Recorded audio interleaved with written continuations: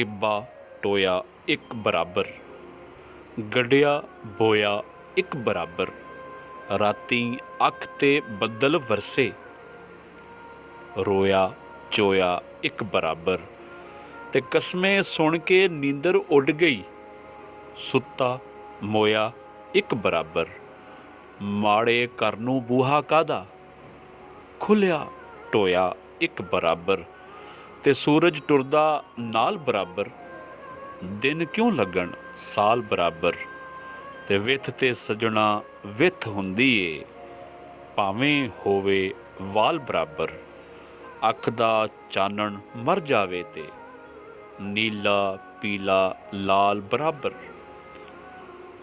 ਤੇ ਜੁੱਲੀ ਮੰਜੀ ਭੈਣ ਨੂੰ ਦੇ ਕੇ ਵੰਡ ਲੈ ਵੀਰਾਂ ਮਾਲ ਬਰਾਬਰ। ਮੁਰਸ਼ਦ ਜੇ ਨਾ ਰਾਜ਼ੀ ਹੋਵੇ, ਮੁਜਰਾ ਨਾਚ ਧਮਾਲ ਬਰਾਬਰ। ਉੱਤੋਂ ਉੱਤੋਂ ਪਰਦੇ ਪਾਵਣ, ਵਿੱਚੋਂ ਸਭ ਦਾ ਹਾਲ ਬਰਾਬਰ। ਟਿੱਬਾ ਟੋਇਆ ਇੱਕ ਬਰਾਬਰ, ਗੱਡਿਆ ਬੋਇਆ ਇੱਕ ਬਰਾਬਰ।